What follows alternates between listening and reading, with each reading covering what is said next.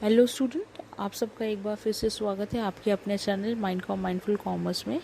आज हम theory of cost में कुछ अलग अलग टर्म्स हैं कॉस्ट के, उनकी मीनिंग्स के बारे में पढ़ेंगे। एग्ज़ाम्स में इनकी मीनिंग्स के बारे में भी क्वेश्चंस पूछे गए हैं। देखा गया है कि इनके इससे रिलेटेड भी कई बार क्वेश्चंस आ जाते हैं। तो हमारी यही उम्मीद रहती है कि हम लोग उन सारे कंसेप्ट्स को कवर करें ताकि आपका एग्ज़ाम में एक भी क्वेश्चन जो है वो मिस ना हो और मैक्सिमम से मैक्सिमम क्वेश्चंस आप अटैम्प्ट कर पाएँ। मेरी वीडियो का सबसे बड़ा बेनिफिट ये होता है, जब भी मैं आपको टॉपिक पढ़ाती हूँ उससे साथ साथ मैं आपको ये भी बताती जाती हूँ कि इससे रिलेटेड प्रीवियस ईयर में क्वेश्चन पूछा गया है और क्या चांसेस हैं कि इस बार किस तरह के क्वेश्चंस पूछे जाएं। तो अगर आप मेरा वीडियो पूरा देखते हैं बिना कट किए हुए या बिना फास्ट फॉरवर्ड किए हुए, तो आपको मेरी वीडियोस का बेनिफिट ज़रूर मिलेगा अपने नेट्स एग्ज़ाम में। और लास्ट में मैं आपको ट्रिक्स भी बताती हूँ कि कैसे आप अपनी प्रिपरेशंस को और ज़्यादा स्ट्रॉन्ग कर सकते हैं। तो मेरे साथ बने रहने के लिए मेरे वीडियो को पूरा देखिए। और जो लोग मेरे चैनल पे नए हैं या जो पहली बार मेरा चैनल देख रहे हैं वो मेरे चैनल को सब्सक्राइब कर दीजिए और शेयर ज़रूर कर दीजिएगा अपने फ्रेंड्स के साथ में, और लाइक भी कर दीजिएगा। और अगर आप मेरे सारे वीडियोस का टाइमली नोटिफिकेशन चाहिए तो उसके लिए आपको बेल आइकन दबाना पड़ेगा। तो उससे आपको मेरी वीडियोस के जितने भी अपकमिंग वीडियोस हैं उसके नोटिफिकेशन टाइम टू टाइम मिलते रहेंगे। तो चलिए बिना टाइम वेस्ट किए हुए स्टार्ट करते हैं हमारा आज का वीडियो। स्टूडेंट्स, स्टार्ट करते हैं हमारा कॉस्ट का वीडियो। कॉस्ट के वीडियो में इस वीडियो में हम पढ़ेंगे कि बहुत तरह की कॉस्ट होती हैं। There are the different types of cost. तो इन सब के कॉस्ट के मीनिंग्स आपको आने चाहिए। कई बार इंडिविजुअली पूछ लेता है, कई बार ये मैच द कॉलम में भी पूछ लेता है कि मनी कॉस्ट है तो उसका मतलब क्या है, इम्प्लिसिट कॉस्ट का मतलब क्या है, एक्सप्लिसिट कॉस्ट का मतलब क्या है। आपको करेक्ट ऑप्शंस मैच करने होते हैं। तो चलिए स्टूडेंट, सबसे पहला हमारा जो कॉस्ट है वो है मनी कॉस्ट और अकाउंटिंग कॉस्ट और एक्सप्लिसिट कॉस्ट। यानी ये तीनों टर्म एक ही चीज़ को डिनोट करते हैं, मनी कॉस्ट, अकाउंटिंग कॉस्ट और एक्सप्लिसिट कॉस्ट। तो मनी कॉस्ट का मतलब ये होता है, money cost refer to the money expenses which firm has to incur in purchasing और हायरिंग द फैक्टर सर्विसेज। यानी मनी कॉस्ट वो सारी कॉस्ट होती हैं जो कि एक फर्म को देनी पड़ती है। Money cost refer to the money expenses which the firm has to incur in purchasing or hiring the factor services। Students, जैसे कि कोई भी फैक्ट्री है अगर वो रन करती है तो उसको रन करने के लिए और प्रोडक्शन करने के लिए फैक्टर सर्विसेज की नीड पड़ेगी। लैंड, लेबर, कैपिटल, है ना। तो अगर कहीं से वो लैंड किराए पे लेती है या फैक्ट्री बिल्डिंग किराए पे रहती है तो उसका जो किराया देती है वो फैक्टर सर्विस है। तो वो किराया किस फॉर्म में देगी, मनी फॉर्म में। तो वो मनी एक्सपेंसेस हो गया हमारा। मनी एक्सपेंसेस क्यों लग रहे हैं, क्योंकि हमने फैक्टर सर्विसेज को हायर किया है। अब यहाँ पे कोई चीज़ अगर हम परचेज़ करते हैं तो भी लगती है। अगर हमने मशीनरी परचेज़ कर ली, रेंट पे ना लेके खुद की परचेज़ कर ली, तो उसके लिए भी हमें पैसे देने पड़ेंगे। तो जितनी भी फैक्टर सर्विसेज हम हायर करते हैं, अगर हमने बैंक से लोन लेके रखा है तो इंटरेस्ट जो होगा, इंटरेस्ट ऑन कैपिटल, वो हमारा क्या होगा, फैक्टर सर्विसेज का पेमेंट होगा। तो वो भी मनी कॉस्ट में आता है। तो मनी कॉस्ट, अकाउंटिंग कॉस्ट और एक्सप्लिसिट कॉस्ट का एक ही मतलब होता है। दूसरे तरीके से हम ये समझ सकते हैं कि एक्सप्लिसिट कॉस्ट का मतलब क्या होता है। एक्सप्लिसिट कॉस्ट का मतलब वो सारी कॉस्ट जो कि क्या करनी पड़ती है, एक फर्म को पेमेंट करनी पड़ती है owner of the factor of production. जैसा कि आप इसमें देख रहे हैं लास्ट लाइन में जो लिखा हुआ है हमारे, money payments made by the firm to the owner of to the owners. यानी ये ओनर्स को जो हम पेमेंट करते हैं, तो ये जो भी पेमेंट होती है ये हमको मनी के फॉर्म में करनी पड़ती है और किसी और पर्सन को करनी पड़ती है। इसीलिए हमने क्या बोला, इसे एक्सप्लिसिट कॉस्ट बोला है। तो एग्जांपल्स आप देख लेते हैं, इंटरेस्ट ऑन बोरोइंग, रेंट अगर हम किसी चीज़ का देते हैं, रॉ मटेरियल की पेमेंट करते हैं, इलेक्ट्रिसिटी जो हम यूज़ करते हैं उसके जो हम बिल देते हैं, तो वो सारी जो पेमेंट्स होती हैं वो मनी के टर्म्स में होती हैं। और इन सब का ब्यौरा हमको एक अकाउंटिंग बुक में रखना पड़ता है ताकि हम हमारा जो है वो टैक्स वैक्स क्लेम कर सकें। तो मनी पेमेंट ये हो गई कि कोई भी जो फैक्ट्री होती है वो पैसे के फॉर्म में किसी फैक्टर ऑफ प्रोडक्शन के ओनर को जो भी पैसा देती है वो हमारा जो होता है वो मनी कॉस्ट होता है, अकाउंटिंग कॉस्ट होता है और एक्सप्लिसिट कॉस्ट होता है। एक्सप्लिसिट का मतलब जो हम किसी और को देते हैं। तो भूलिएगा नहीं स्टूडेंट्स। तो एक्सप्लिसिट कॉस्ट, मनी कॉस्ट और अकाउंटिंग कॉस्ट, ये जो तीनों टर्म्स हैं, ये तीनों टर्म्स का जो मतलब होता है वो एक ही होता है। चलिए आइए अब हम पढ़ते हैं सेकंड टाइप ऑफ कॉस्ट। तो स्टूडेंट्स अगला जो कॉस्ट है वो है हमारा explicit cost, sorry economic cost. Economic cost के अंदर तीन तरह की कॉस्ट आती है। एक आता है मनी कॉस्ट, एक आता है एक्सप्लिसिट कॉस्ट, और एक आता है मनी कॉस्ट और एक्सप्लिसिट कॉस्ट, एक आता है इम्प्लिसिट कॉस्ट, एक आता है नॉर्मल कॉस्ट। तो स्टूडेंट हमेशा याद रखिए, जब भी हम इकोनॉमिक्स पढ़ते हैं और इकोनॉमिक्स में जब हम कॉस्ट को पढ़ते हैं तो हम ये पढ़ते हैं कि इसमें जो नॉर्मल प्रॉफिट होता है वो कॉस्ट में ही इंक्लूड होता है। तो वैसे अगर हम अकाउंटिंग पर्पस से पढ़ते हैं तो कॉस्ट का मतलब होता है जो भी हमने प्रोडक्ट बनाया उसको बनाने की कॉस्ट कितनी आई और उसमें हम प्रॉफिट जोड़ देते हैं तो सेलिंग प्राइस आ जाता है। बट यहाँ पे जो इकोनॉमिक्स में हम कॉस्ट पढ़ते हैं तो उसमें हम इकोनॉमिक कॉस्ट में ये पढ़ते हैं कि एक्सप्लिसिट कॉस्ट, इम्प्लिसिट कॉस्ट और उस जो कॉस्ट है उसी के अंदर हमारा प्रॉफिट भी जुड़ा होता है। यानी अगर आप इकोनॉमिक कॉस्ट को इकोनॉमिक्स के व्यू से देखो तो वो हमारा सेलिंग प्राइस कहीं ना कहीं होता है। अकाउंटिंग में उसे सेलिंग प्राइस बोलते हैं और इसमें जो है हम इसको कॉस्ट बोलते हैं। कि हम एक्सप्लिसिट कॉस्ट तो पढ़ चुके हैं। एक्सप्लिसिट कॉस्ट वो कॉस्ट होती है जो फैक्टर्स ऑफ प्रोडक्शन के ओनर को हमें करनी पड़ती है। उसी तरह से देखिए इम्प्लिसिट कॉस्ट क्या होती है। इम्प्लिसिट कॉस्ट वो कॉस्ट होती है, उन सारे फैक्टर्स ऑफ प्रोडक्शन की कॉस्ट होती है जो मेरे खुद के हैं। सपोज़ जो इनपुट्स मेरे खुद के मैं अपनी बिजनेस फॉर्म में यूज़ करती हूँ उसकी भी कोई ना कोई कॉस्ट होती है, उसी कॉस्ट को इम्प्लिसिट कॉस्ट बोलते हैं। जैसे अगर मेरे पास लैंड है या फैक्ट्री बिल्डिंग खुद की है तो मैं अपने बिजनेस के लिए यूज़ करती हूँ तो वो मेरी क्या हो गई, इम्प्लिसिट कॉस्ट हो गई। यानी उसके लिए मेरे को किसी और को पेमेंट नहीं करना है क्योंकि जो बिल्डिंग की जो ओनर हूँ वो मैं खुद ही हूँ और मेरी खुद की ही फर्म है। तो वो जो कॉस्ट होती है वो होती है इम्प्लिसिट कॉस्ट। तो इम्प्लिसिट कॉस्ट का मतलब ये होता है value of inputs owned by the firm, यानी ऐसे इनपुट्स जो मेरे खुद के हैं और जिनके लिए मेरे को कोई हायरिंग चार्जेस या परचेजिंग चार्जेस नहीं देनी पड़ रही हैं, वो होती है इम्प्लिसिट कॉस्ट। स्टूडेंट्स वो उन इम्प्लिसिट कॉस्ट को अगर आप दूसरे पर्पस से देखें तो वो ये भी होती है कि अगर वो चीज़ें मैं अपने खुद के लिए यूज़ ना करती तो मैं उन चीज़ों को कहीं ना कहीं रेंट पे देती। अगर मेरे पास में बिल्डिंग है उसको अगर मैं यूज़ ना करती तो उसको मैं किसी और को रेंट पे देती और उससे रेंट आती, तो वो जो रेंट है वो ही मेरी इम्प्लिसिट कॉस्ट मानी जाएगी। यानी उस बिल्डिंग की जो वैल्यू है वही मेरे लिए इम्प्लिसिट कॉस्ट होगी। उसके बाद आता है नॉर्मल प्रॉफिट। नॉर्मल प्रॉफिट का मतलब ये होता है कि जो मिनिमम पेमेंट जो एक प्रोड्यूसर को इंड्यूस करता है कि वो उस बिज़नेस फर्म में बना रहे तो उसे बोलते हैं हम नॉर्मल प्रॉफिट।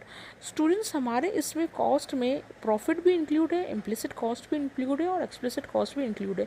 तो आगे जब भी हम रेवेन्यू और कॉस्ट का कंसेप्ट पढ़ेंगे तो जब भी हम रेवेन्यू में से कॉस्ट को कम करेंगे तो हमारा क्या आ जाता है, प्रॉफिट आ जाता है। तो इसीलिए आप याद रखिएगा, तो जो भी इकोनॉमिक कॉस्ट होती है वो जो हमारा प्रॉफिट होता है उसमें जो होता है वो इंक्लूडेड ही होता है। तो इकोनॉमिक कॉस्ट में हमने तीन तरह की कॉस्ट पढ़ी, इम्प्लिसिट कॉस्ट, एक्सप्लिसिट कॉस्ट और नॉर्मल प्रॉफिट। तो अब हम पढ़ते हैं अपॉर्चुनिटी कॉस्ट। बहुत इंपॉर्टेंट कंसेप्ट है स्टूडेंट्स, आपसे एग्ज़ाम में पूछा जा सकता है कि अपॉर्चुनिटी कॉस्ट क्या होती है। अपॉर्चुनिटी कॉस्ट वो कॉस्ट होती है जो हम लोग सेक्रीफाइस करते हैं। सपोज़ मेरे पास इनकम जो है या जो रिसोर्सेज हैं उससे मैं कमोडिटी ए भी बना सकती हूँ और कमोडिटी बी भी बना सकती हूँ। अगर मैं चूज़ करती हूँ मेरे को कमोडिटी ए बनाना है तो मैंने क्या किया, कमोडिटी बी को सेक्रीफाइस कर दिया, यानी कमोडिटी बी नहीं बनाया। तो इस केस में जो मेरी अपॉर्चुनिटी कॉस्ट होगी वो क्या होगी, कमोडिटी बी होगी मेरी अपॉर्चुनिटी कॉस्ट। अब इसकी डेफिनेशन को समझ लेते हैं। तो क्या लिखा है, next best alternative. Opportunity cost is producing any goods is the next best alternative goods that is given up, यानी वो अल्टरनेटिव जो मैंने छोड़ दिया टू प्रोड्यूस दिस गुड्स। यानी ए को प्रोड्यूस करने के लिए, प्रोड्यूस दिस गुड्स मतलब ए को प्रोड्यूस करने के लिए मैंने बी को क्या कर दिया, बी को छोड़ दिया, मैंने बी को छोड़ दिया। तो जो बी को छोड़ दिया वो मेरी क्या हो गई, अपॉर्चुनिटी कॉस्ट हो गई। उसी तरह से एक और एग्जांपल देती हूँ, अगर मेरे पास 1000 रुपीज़ है, उससे मैं बुक्स खरीद सकती हूँ और अपनी फ्रेंड्स के साथ मूवी देखने जा सकती हूँ। अगर मैं ये चूज़ करती हूँ कि मेरे को अपनी फ्रेंड्स के साथ मूवी देखने जाना है, तो मैं बुक्स को नहीं खरीद पाऊँगी। तो यहाँ मेरी जो अपॉर्चुनिटी कॉस्ट होगी वो गिवन अप अल्टरनेटिव होगी, जिस अल्टरनेटिव को मैंने छोड़ दिया, यानी जो बुक्स को नहीं खरीदा, तो वो मेरा क्या हो जाएगा, अपॉर्चुनिटी कॉस्ट हो जाएगा। उसी तरह से एक और एग्जाम्पल आपके साथ शेयर करती हूँ। में लिखा है कि हमारे पास में जो रिसोर्सेज हैं उससे हम क्लोथ का प्रोडक्शन कर सकते हैं और 20 लोव्स ब्रेड का प्रोडक्शन कर सकते हैं। 20 लोव्स का मतलब होता है 20 पीसेस जो है ब्रेड, उसका प्रोडक्शन कर सकते हैं, या 1 मीटर क्लोथ या 20 ब्रेड्स। अगर मैं चूज़ करती हूँ कि 1 मीटर क्लोथ करना है, तो जो 20 लोव्स ब्रेड है उसको मेरे को सेक्रीफाइस करना पड़ेगा या गिव अप करना पड़ेगा। तो यही जो सेक्रीफाइस है, यही मेरी अपॉर्चुनिटी कॉस्ट होती है। जो मैं प्रोड्यूस कर रही हूँ वो मेरी अपॉर्चुनिटी कॉस्ट नहीं होगी, जो मैंने छोड़ दिया वो मेरी अपॉर्चुनिटी कॉस्ट होगी। अगला आता है रियल कॉस्ट। रियल कॉस्ट का मतलब जो सेक्रीफाइस और efforts owner of factor of production करता है, उसे हम क्या बोलते हैं, रियल कॉस्ट। जैसे लेबर जो है वो मेंटल और फिजिकल एफर्ट्स करता है एक कमोडिटी को प्रोड्यूस करने में, उसी तरह से जो ओनर ऑफ कैपिटल है या ओनर ऑफ लैंड है वो भी सेक्रीफाइस करता है by not using this resources for themself. इसका मतलब अगर मेरे पास में कैपिटल है और मैं उस कैपिटल को किसी पर्सन को इंटरेस्ट पे देती हूँ, तो उस कैपिटल से मैं दो चीज़ें कर सकती हूँ। या एट प्रेजेंट में मैं अपने जितने भी शौक़ हैं वो पूरे कर लूँ, या हॉलीडेज़ पे घूम के आ जाऊँ, या ज्वेलरी ख़रीद लूँ, अपने लिए गाड़ी ख़रीद लूँ।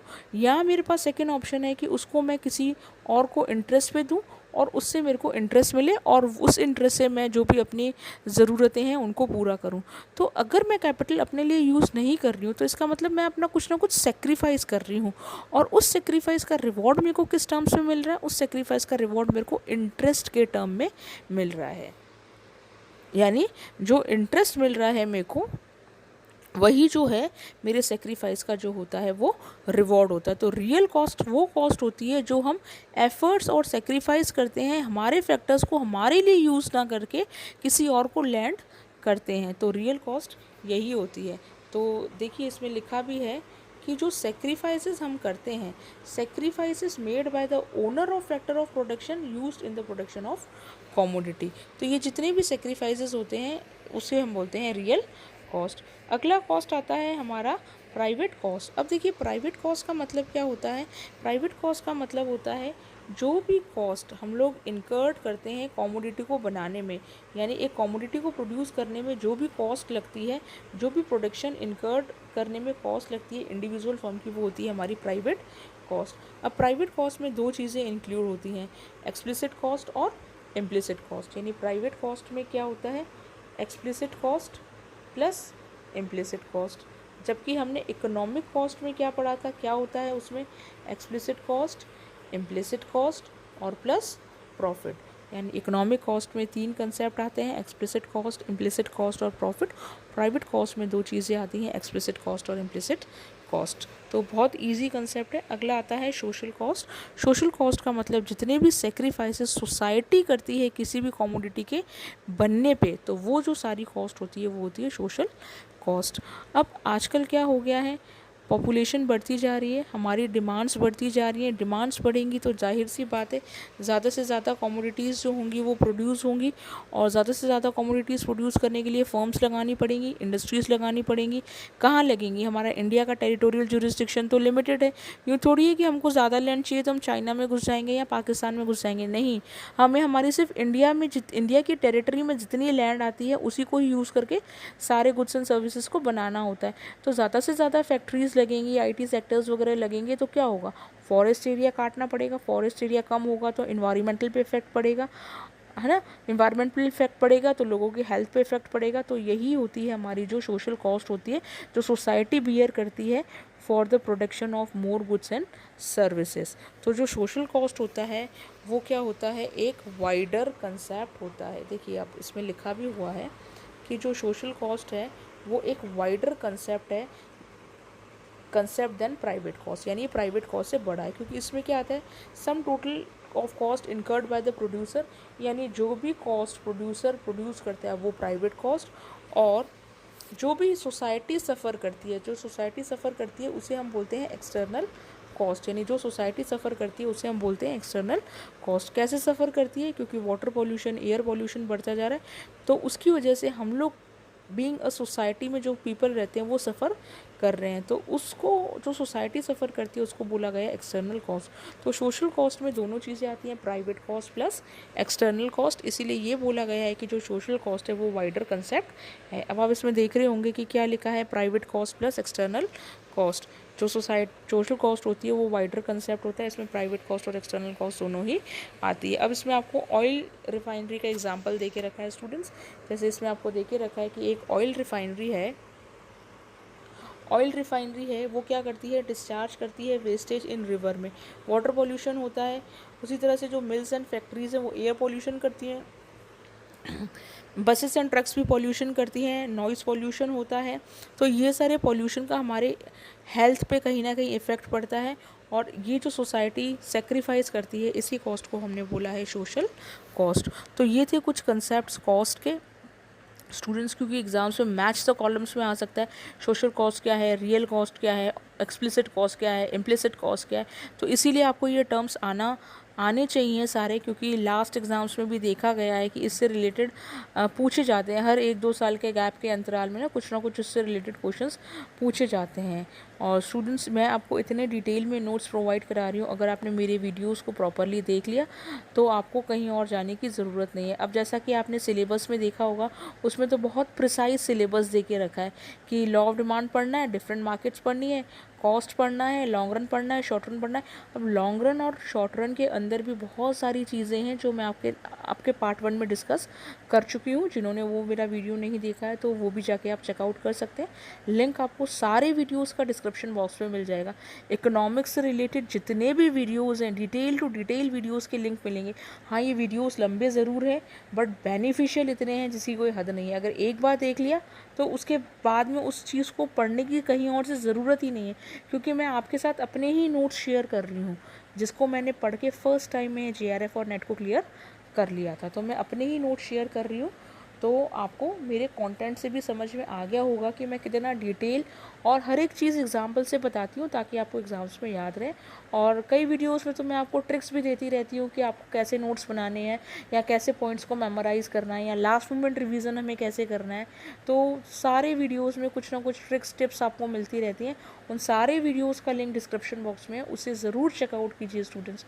और जिन्होंने मेरे चैनल को सब्सक्राइब नहीं किया है, या जो मेरे चैनल पे नए हैं, या पहली बार मेरा वीडियो देख रहे हैं, तो प्लीज़ आप मेरे चैनल को सब्सक्राइब कर दीजिए। सब्सक्रिप्शन फ्री ऑफ कॉस्ट है, इसके लिए कुछ भी नहीं लग रहा है आपका, बट एक सब्सक्रिप्शन और एक बेल आइकन से आपको बेनिफिट्स बहुत सारे मिलने वाले हैं। तो सब्सक्रिप्शन करने के लिए आप सब्सक्रिप्शन बटन को दबाइए और बेल आइकन पे ऑल वाला जो आइकन है उसको प्रेस कीजिए, ताकि आपको मेरे आने वाले हर वीडियो का नोटिफिकेशन मिल पाए, और आप भी अपनी नेट और JRF की जो प्रिपरेशंस है वो मेरे साथ में अप टू डेट रखें, क्योंकि मैं आपको अप टू डेट इन्फॉर्मेशंस भी देती रहती हूँ। नेट से रिलेटेड जो भी इन्फॉर्मेशंस आती रहती हैं उसके बारे में भी मैं आपको अवेयर करती रहती हूँ। तो मेरे चैनल को सब्सक्राइब ज़रूर कीजिए, अपने फ्रेंड्स के साथ शेयर ज़रूर कीजिए, और लाइक करना ना भूलें, और कमेंट ज़रूर से कीजिएगा कि आपको वीडियो कैसा लगा, या आपकी कोई क्वेरी है तो आप उसके रिगार्डिंग भी कमेंट कर सकते हैं। तो आई थिंक आपको ये समझ में आया होगा। अगर आप रिवाइज़ करना चाहते हैं तो हम सिर्फ 2 मिनट में एक क्विक रिवाइज़ कर लेते हैं इस कंसेप्ट को। तो सबसे पहले हमने पढ़ा था मनी कॉस्ट, अकाउंटिंग कॉस्ट और इम्प्लिसिट कॉस्ट। तो एक्सप्लिसिट कॉस्ट। तो एक्सप्लिसिट कॉस्ट वो कॉस्ट होती है जो हमें owner of factor of protection को देनी पड़ती है। उसके बाद हमने पढ़ा था इकोनॉमिक कॉस्ट, जिसके अंदर 3 टर्म्स आते हैं, मनी कॉस्ट, एक्सप्लिसिट कॉस्ट और इम्प्लिसिट कॉस्ट। तो एक्सप्लिसिट मैंने बता दिया, जो हमें payment owner of factor of protection को करनी पड़ती है। इम्प्लिसिट कॉस्ट वो सारे इनपुट्स जो मेरे खुद के हैं, नॉर्मल प्रॉफिट जो एक प्रोड्यूसर को इंड्यूस रखता है उस फर्म में या उस बिज़नेस में। उसके बाद आता है अपॉर्चुनिटी कॉस्ट। अपॉर्चुनिटी कॉस्ट का मतलब क्या होता है, जो भी कॉस्ट हमने सेक्रीफाइस की है, यानी जो बेस्ट अल्टरनेटिव हमने गिव अप कर दिया है, वो होता है हमारा अपॉर्चुनिटी कॉस्ट। उसके बाद आती है रियल कॉस्ट। रियल कॉस्ट जो होती है, जो सेक्रीफाइसेस जो सोसाइटी करती है, यानी जो सोसाइटी सेक्रीफाइस करती है, या owner of factor of society नहीं, जो सेक्रीफाइस या efforts owner of factor of production करता है उसे हम बोलते हैं रियल कॉस्ट। प्राइवेट कॉस्ट क्या होती है, जो भी कमोडिटी को बनाने की कॉस्ट आती है उसमें एक्सप्लिसिट और इम्प्लिसिट कॉस्ट इंक्लूड होती है, यानी जो भी कॉस्ट आती है, कॉस्ट ऑफ प्रोडक्शन जो भी हम करते हैं एक कमोडिटी को प्रोड्यूस करने में, वो होती है private cost. Social cost wider term है क्योंकि इसमें प्राइवेट कॉस्ट और एक्सटर्नल कॉस्ट दोनों ही जुड़े हैं। एक्सटर्नल कॉस्ट क्या होता है, जो भी सोसाइटी बियर करती है एनवायरमेंटल डिग्रेडेशन की वजह से, जो भी हेल्थ इश्यूज बियर करती है for the production of commodity, वो होती है सोशल कॉस्ट। तो ये था कॉस्ट के कुछ कंसेप्ट्स और उसके रिगार्डिंग्स वीडियो। आने वाले वीडियो में अब हमारा एक लास्ट टॉपिक रह गया है डिफरेंट टाइप ऑफ मार्केट्स, वो भी मैं आपको जल्दी से जल्दी दे दूँगी। और उसके अलावा जो हमारा प्राइसिंग स्ट्रेटजीज़ है उसके बारे में भी एक छोटा सा वीडियो बनेगा, तो वो दोनों वीडियोस देख लेना आप, तो आपका पूरा इकोनॉमिक्स का सिलेबस कवर हो जाएगा। और मेरे साथ बने रहने के लिए मेरे चैनल को सब्सक्राइब, शेयर, लाइक ज़रूर कर दीजिएगा और प्लीज़ कमेंट ज़रूर करके बताइएगा कि आपको मेरा वीडियो कैसा लगा, क्योंकि मैं पूरे एफर्ट्स के साथ वीडियो बनाती हूँ और मैं ट्राई ये करती हूँ कि आपको ज़्यादा से ज़्यादा इन्फॉर्मेशन और नॉलेज देने की कोशिश करूँ। बट आपके कमेंट्स मेरे लिए बहुत ज़रूरी हैं, क्योंकि मेरे को इससे पता लगता है कि आपको मेरी वीडियो समझ में आ रहे हैं कि नहीं, या कुछ चेंजेस मेरे को अपने वीडियोस में लाने चाहिए या नहीं, या कुछ कंटेंट आपको और देना चाहिए कि नहीं। और अगर आपको स्टडी मटेरियल चाहिए तो भी आप मेरे को कमेंट बॉक्स पे कमेंट कर सकते हैं। Students, thank you so much. तो स्टूडेंट्स, ये था कॉस्ट का वीडियो, और इसको मेमोराइज़ करने के ये टिप्स हैं कि आप जैसे इम्प्लिसिट कॉस्ट लिख लेते हैं तो उसके आगे लिख लिए मेरा खुद का। मेरा खुद का अगर आप लिखेंगे तो आपको एक जल्दी से याद रहेगा कि अच्छा, जो चीज़ें मेरी हैं जिनके लिए मेरे को कुछ पे नहीं करना पड़ता है। एक्सप्लिसिट कॉस्ट के आगे लिख सकते हैं जो बिजनेस फर्म द्वारा पे की जाती हैं फैक्टर्स ऑफ प्रोडक्शन को। अगर आप एक लाइन लिखेंगे तो आपको पूरा एक्सप्लिसिट कॉस्ट का मतलब समझ में आ जाएगा। अपॉर्चुनिटी कॉस्ट में अगर आप लिखना चाहें तो ये लिख सकते हैं कि बेस्ट अल्टरनेटिव सेक्रीफाइस्ड, यानी जो हमने सेक्रीफाइस किया वो हमारी अपॉर्चुनिटी कॉस्ट है। तो ये इतनी सारी ट्रिक्स हैं जिससे कि सिर्फ आप अगर उस पेपर में अगर आप इतने शॉर्टकट्स या कीवर्ड से हर एक चीज़ को लिखेंगे तो आपको उनको पूरा नहीं पढ़ना पड़ेगा और सिर्फ 5 मिनट में ही आप बहुत सारी चीज़ों को मेमोराइज कर पाएंगे। तो मेरे साथ बने रहने के लिए मेरे चैनल को सब्सक्राइब ज़रूर कीजिए और अपने फ्रेंड्स के साथ शेयर ज़रूर कीजिए, और वीडियो पसंद आए तो लाइक करना ना भूलिएगा। साथ में बेल आइकन ज़रूर दबाइए ताकि आपको मेरे आने वाले हर एक वीडियो का नोटिफिकेशन मिल जाए और आपको मेरे साथ में स्टडीज़ करने का पूरा बेनिफिट मिले। साथ ही साथ ट्रिक्स भी मिलती रहें कि हमें कैसे नेट और JRF को क्रैक करना है। तो प्लीज़ इस बार तो हमने गांठ बांध ही ली है कि नेट और JRF आपका क्रैक करा के ही रहना है। तो मेरे साथ प्लीज़ बने रहिए। Thank you so much.